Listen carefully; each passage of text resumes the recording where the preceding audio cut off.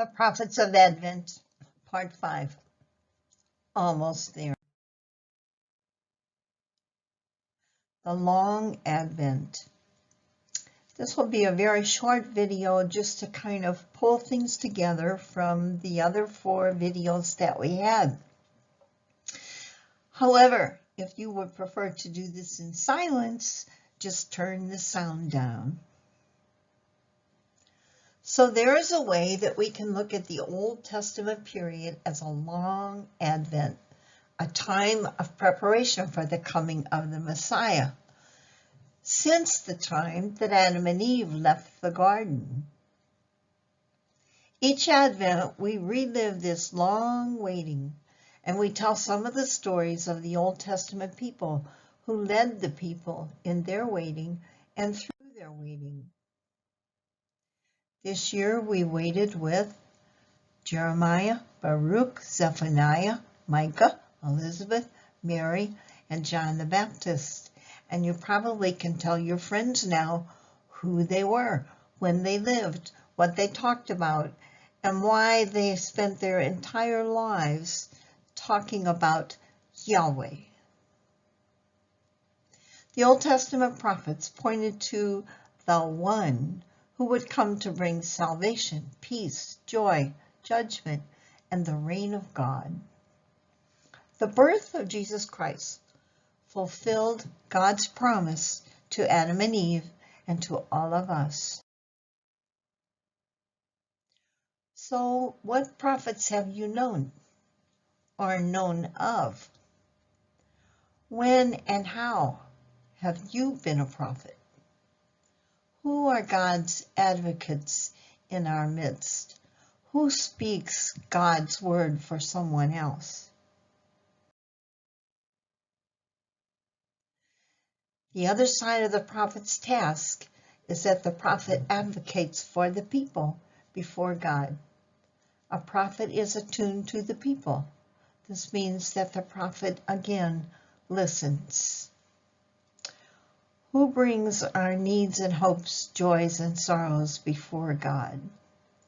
Who are our advocates before God? Today, we are the modern day prophets. We are called to listen to God. We are called to be his voice of mercy and love and justice before the people and the situations of our day. And we don't ever need to be afraid that we won't know what to say or how to say it, because God will put those words in our mouth just like he did for the prophets in the Old Testament. We are also called to listen to the joys, the sorrows, the hopes, and the fears of the people of our day. We are called to be advocates for them, voice to the voiceless, hope to the hopeless, joy to the sorrowing. If you were drawing pictures today, how would you describe those 3 things? The voiceless, the hopeless, the sorrowing. Advent is here and now. But the Incarnation, Jesus becoming man, God becoming man, is here and now as well. Jesus continues to become flesh in us. How? Through our engaging in the corporal and spiritual works of mercy. Ask your phone what those are if you can't remember them.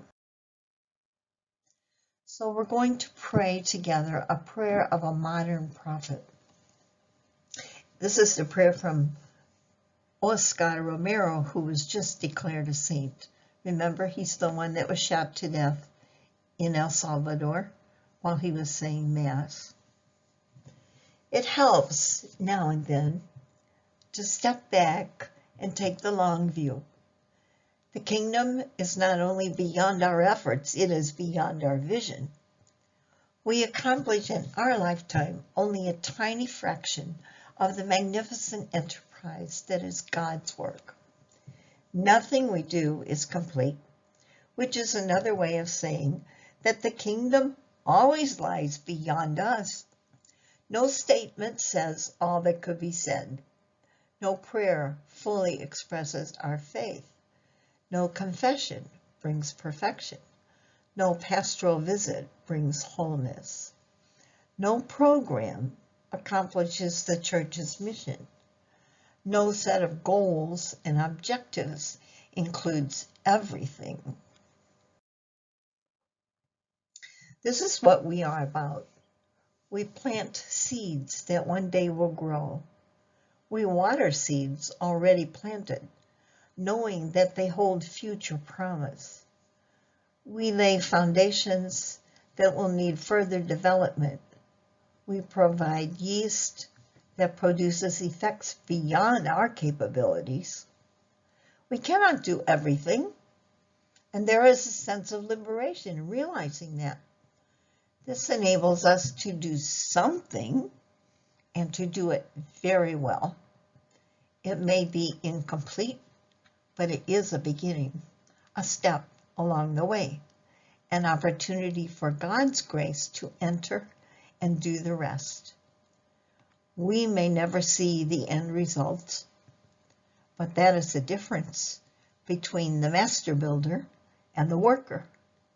We are workers, not master builders. We are ministers, not messiahs. We are prophets of a future, not our own.